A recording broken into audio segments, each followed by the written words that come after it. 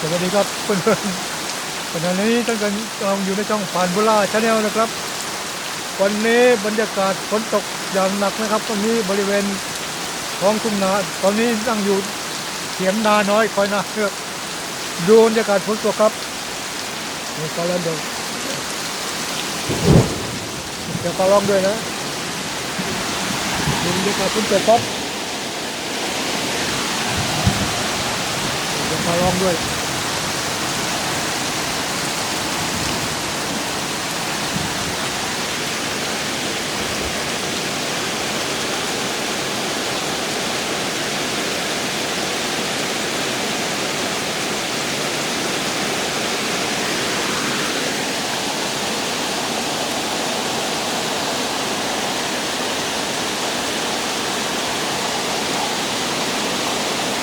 ก็จะบรรยากาศฝนตกนะครับ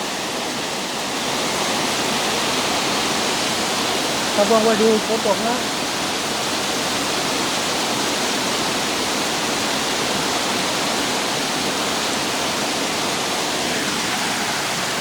ตกอย่างแรงนะครับอย่างแรงเลย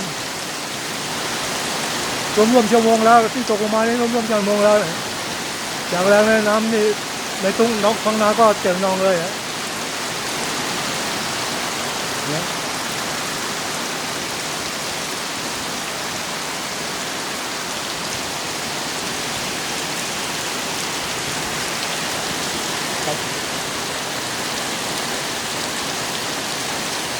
เสียงฟ้าร้องเสียงฟ้าแลบกลัวบ้างเหมือนกัน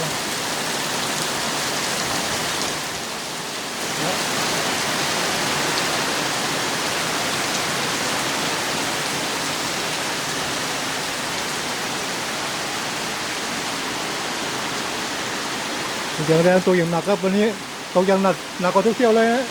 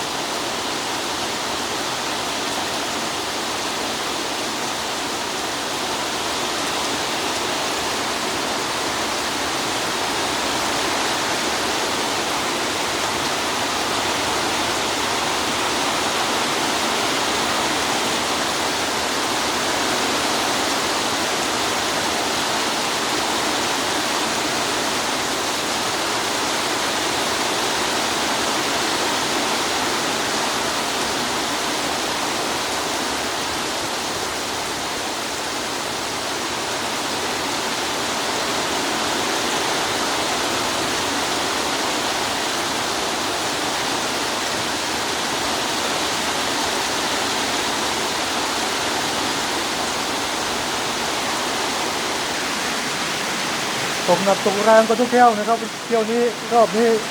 ตกหนักตกแรงกว่าทุกเที่ยวเลยนะบรรยากาศนี่เลย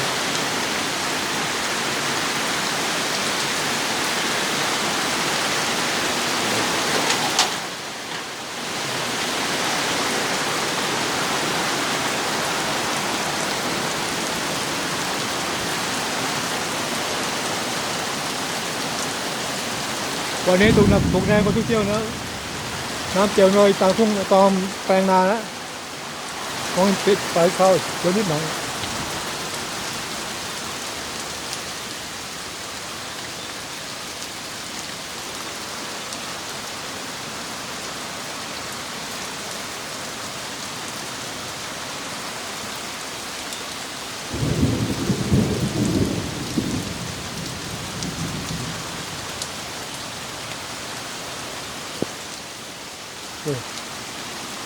โอเค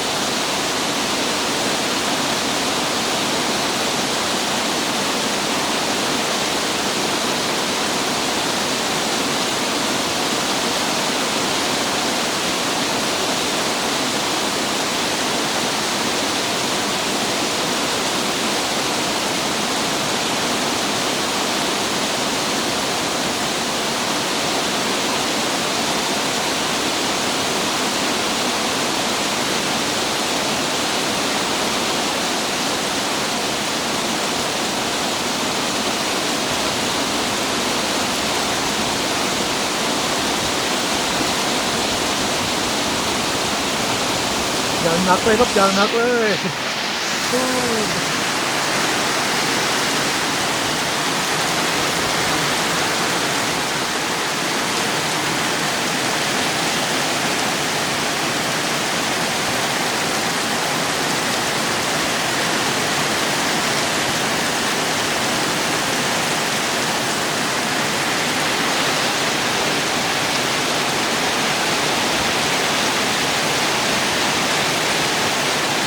เปียกหมดเลย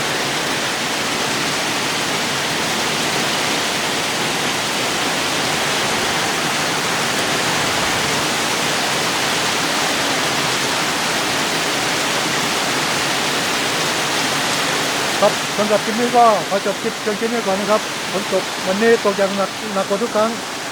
แล้วก็ตกนานด้วยสวัสดีครับพบกันใหม่ในคลิปหน้าครับ